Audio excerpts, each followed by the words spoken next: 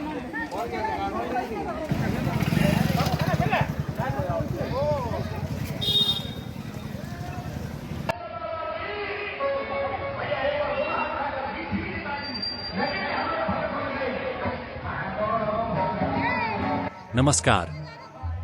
Bermo online news channel में आपका स्वागत है।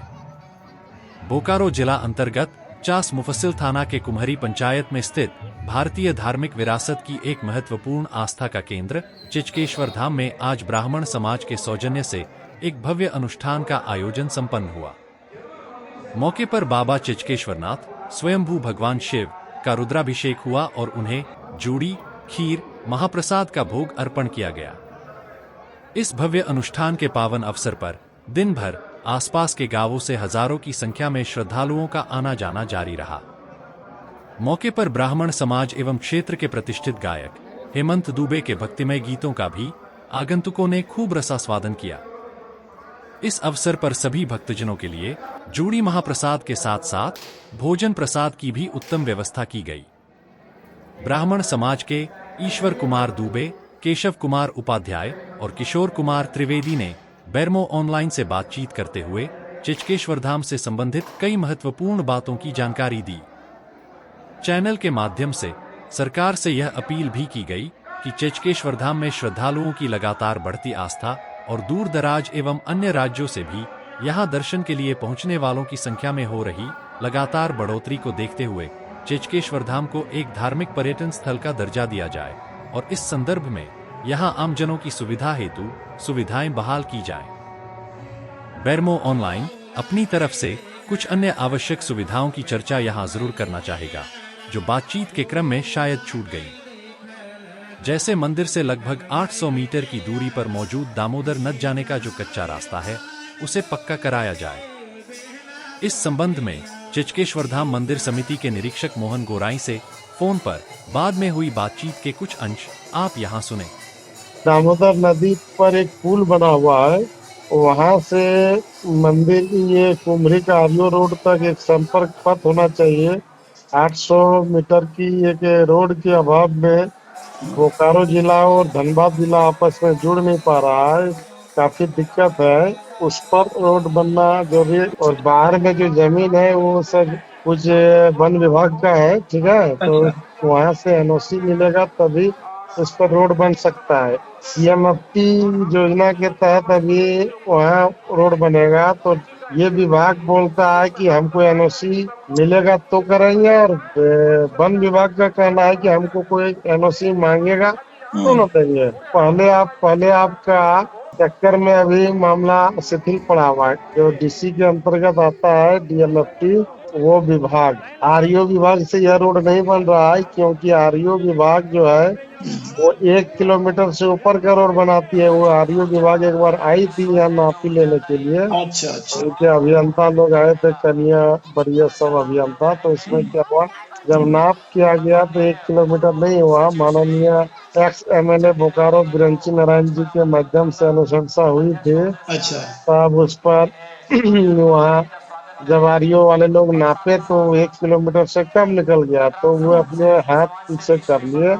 उन लोग का कहना था कि ये योजना जब भी होगा डीएमएफटी के माध्यम से होगा, तो वो विभाग वाले इस पर अपना हस्तक्षेप करे। अब डीएमएफटी वाले आए, फिलहाल कुछ दिन 1 महीना पहले नापी लेके गए हैं, लेकिन अभी प्रक्रिया एकदम शिथिल है। अच्छा, उनको एनओसी लेना है वन विभाग से? हाँ, एनओसी वन विभाग से लेकर वो इस चीज को आगे बढ़ाए। मैन तो डीसी साहब ही है। अच्छा। डीसी साहब के माध्यम से ही ये चीज होगा, तो वो थोड़ा डीपली अगर इस पर मतलब दोनों विभागों को हिलडुल करेंगे तो काम हो जाएगा। मंदिर से लगभग 200 मीटर की दूरी पर एक जोरिया झरना मौजूद है। बाबा के दर्शन से पहले श्रद्धालु यहां स्नान करके जल उठाते हैं और फिर बाबा का दर्शन करते हैं। मालूम हो कि जोरिया के पास ही भगवान श्री विष्णु के सदियों पुराने पदचिन्ह शंख, चक्र, गदा के चिन्ह मौजूद हैं। साथ ही वह सदियों पुरानी लिपि भी मौजूद है, जिसके बारे में यह प्रचलित है कि उसे आज तक कोई नहीं पढ़ पाया।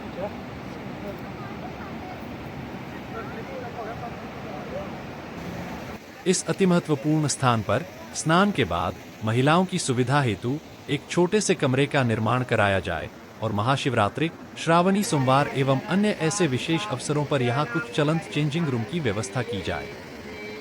हमारे चैनल के दर्शकों को हम ये बताते चलें कि चेचकाधाम से संबंधित जानकारी जो बोकारो जिला प्रशासन के वेबसाइट पर भी मौजूद है, उसका लिंक इस वीडियो के डिस्क्रिप्शन में मौजूद है, उसे भी एक बार अवश्य देख लें।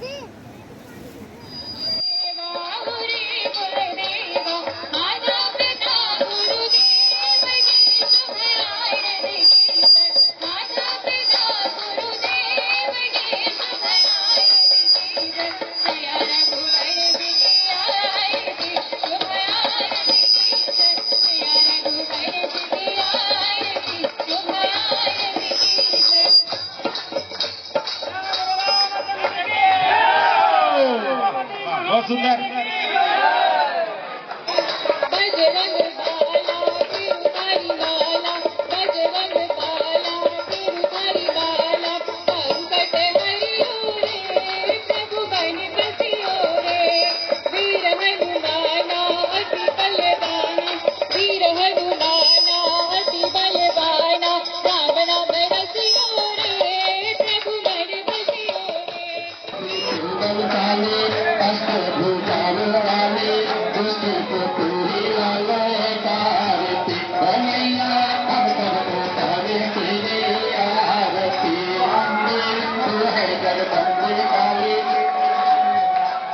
जीवन में कुछ करे या ना करे, पहले अपने घर को सुधारे। मेरे भाई बहन अपने घर को सुधारे। जिनका घर अच्छा उनका समाज अच्छा, जिनका परिवार अच्छा उनके सारा देश अच्छा, जिनका परिवार अच्छा नहीं है उनका जीवन खतरा में ही खतरा है। आज आदमी के गले में चैन है लेकिन बेचारा दिन भर बेचैन है।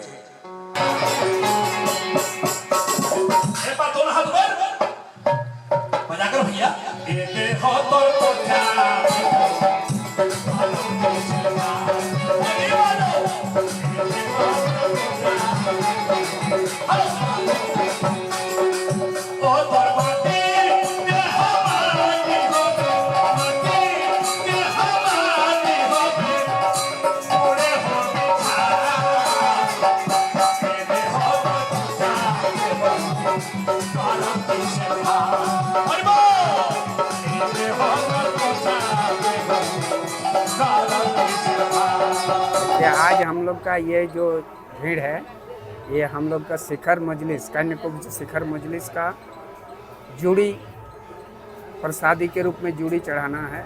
दूध का, ये जूड़ी शब्द क्या है? दूध का पायस, जिसको खीर हिंदी में। हाँ, खीर चढ़ता है। इसमें अभिषेक होगा, रुद्राभिषेक होगा। उसके बाद हम लोग सब अपना समाज का सब आदमी इसमें रुद्राभिषेक में हिस्सा लिए हैं। ब्राह्मण समाज में सारे आसपास के गांव और बाहर मजलिस बाहर गांव के भी आदमी यहाँ पर उपस्थित हुए हैं, इसीलिए इतना ज़्यादा भीड़ है। ब्राह्मण समाज मिलकर के आज जो ये कार्यक्रम आयोजित किए हैं यहाँ, तो ये क्या हर साल श्रावण महीने में एक बार करते हैं? ये सारा व्यवस्था भी जो है, इसमें जो खर्च है ये ब्राह्मण समाज करते हैं कि लोकल ब्राह्मण समाज करते हैं? जो भी है दानी वो जितना हो 100, 200, 500, 1000, 10,000 वो आम आदमी भी दे सकता है ना। आम आदमी भी दे सकता है, लेकिन हम लोग सामाजिक में करते हैं, इसीलिए किसी से मांगते नहीं। अब यदि कोई ला करके दे दिया तो ले लेना होगा। ये सब चीज़ है और भगवान के लिए कोई ना नहीं बोल सकता। इसमें हम लोग एक ही चीज़ करते हैं कि सब एकजुट होकर के एक जगह खड़ा होकर के कम से कम बाबा का तो आशीर्वाद एक साथ ले लें। सही।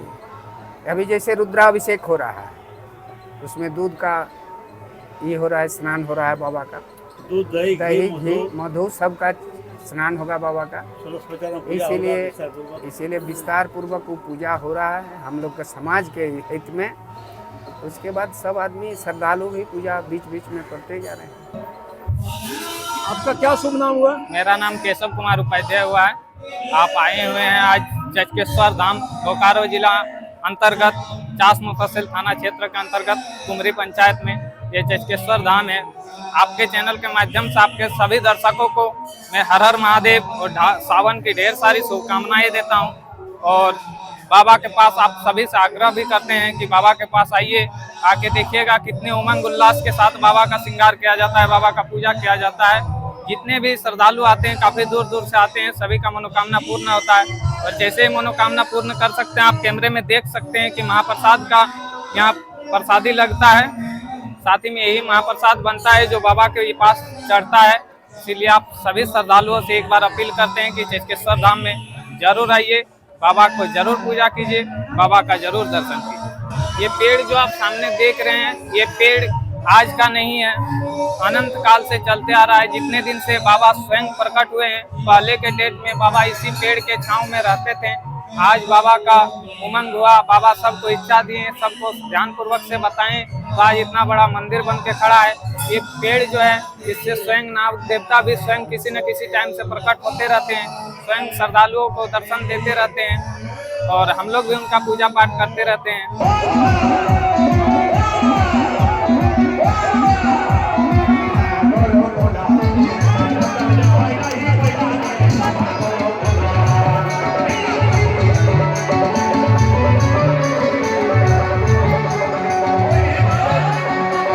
पहले मैं अपने समाज के बारे में थोड़ा सा परिचय देना चाहूँगा कि मेरा समाज का नाम है कानकुब्ज आर्ष परिषद शिखर मजलिस। यह झारखंड प्रदेश के अंतर्गत बोकारो जिला में 19 गांव का एक कानकुब्ज ब्राह्मणों का एक बहुत ही खूबसूरत समाज है, जिसमें हम लोग 19 गांव हैं। 19 गांव मिल के विगत 15 वर्ष पूर्व ना 11 वर्ष पूर्व, इस बार 11 वर्ष है, 11 वर्ष पूर्व हम सब ने हम लोगों का 2 कमेटी है।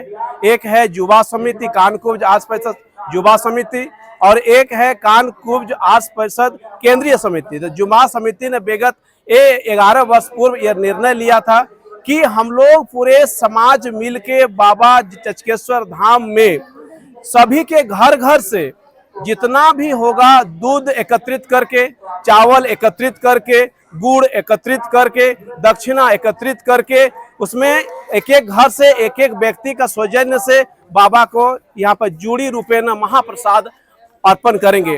तत्पश्चात कारवां शुरू हुआ 2015 में। 2015 के बाद धीरे धीरे लोगों में जागरूकता बढ़ते चली गई और पूरे समाज मिलके हम लोग 11 वर्ष में इसमें और नए चीजों को ऐड करता चला गया। जैसे पहले रुद्राभिषेक नहीं होता था, विगत 5 वर्ष पूर्व से हम लोगों ने रुद्राभिषेक आरंभ किया है। तत्पश्चात जूड़ी के साथ साथ ब्राह्मण भोजन का भी व्यवस्था है। हमारे झारखंड के बहुत ही विख्यात गायक हमारे हेमंत दुबे जी हमारे ही समाज के हैं।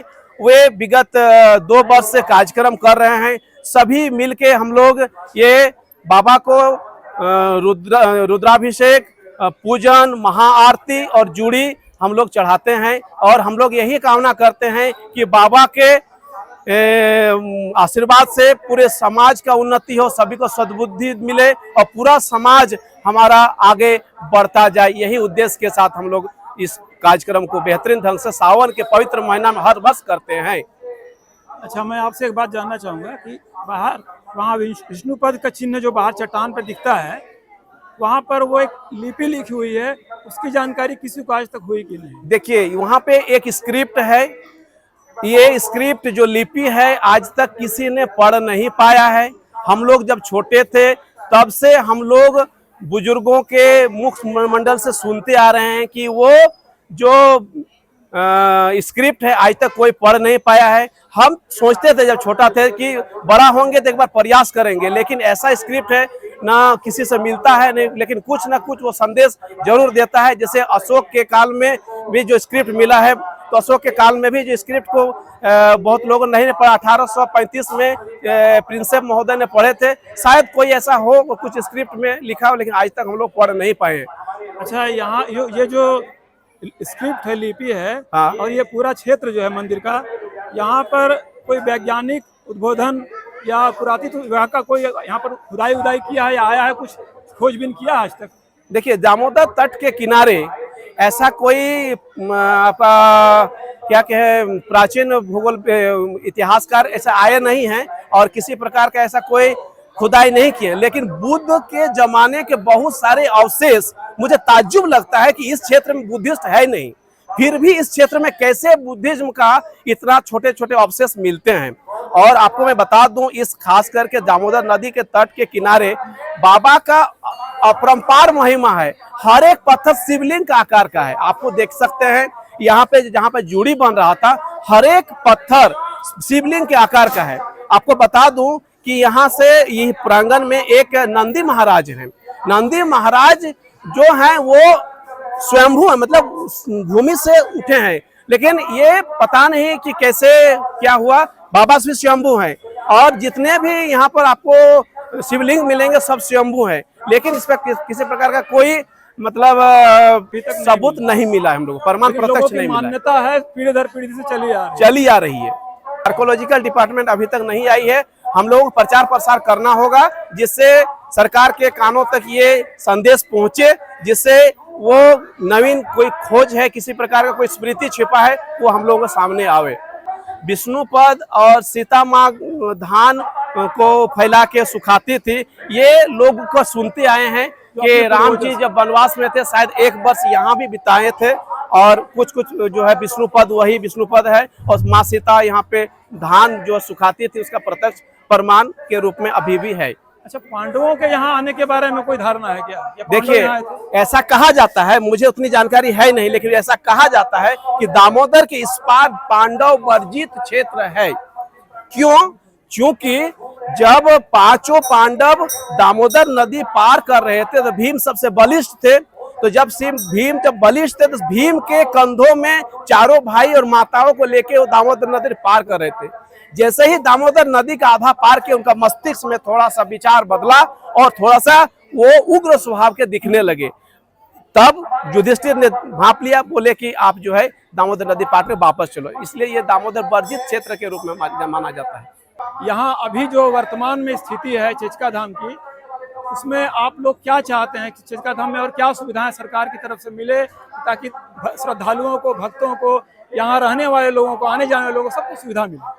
सबसे पहले जो NH है जहाँ से लोग मुड़ते हैं काला पत्थर के पास, वहाँ पे भव्य एक त्वरण द्वार हो, जिससे लोग आने जाने वाले बाबा चचकेश्वर धाम जाने के लिए ही रास्ता है, ये लोग जान सके सबसे पहले। उसके बाद रोड जो है बढ़िया से व्यवस्था हो, है ना। सड़क अगर व्यवस्था नहीं होगा, क्योंकि सड़क में आते हैं तो वो संकीर्ण है और गांव तरफ से गुजरा है। अगर ये सड़क दामोदर नदी के दामोदर ब्रिज जो है, तेलमोचो ब्रिज के सामने से एक बड़ा चौड़ी रोड अगर मतलब बन जाती है तो मुझे लगता है कि इसका विकास होगा। साथ ही साथ इस परिसर को जो है फेवर ब्लॉक द्वारा चारों ओर से सौंदर्यीकरण हो, ठीक है। और सरकार बहुत प्रयास भी कर रही है, बहुत तरह का योजना भी मिला है, लेकिन बहुत अच्छी तरीके से इम्प्लीमेंटेशन अभी तक नहीं हो पाया है।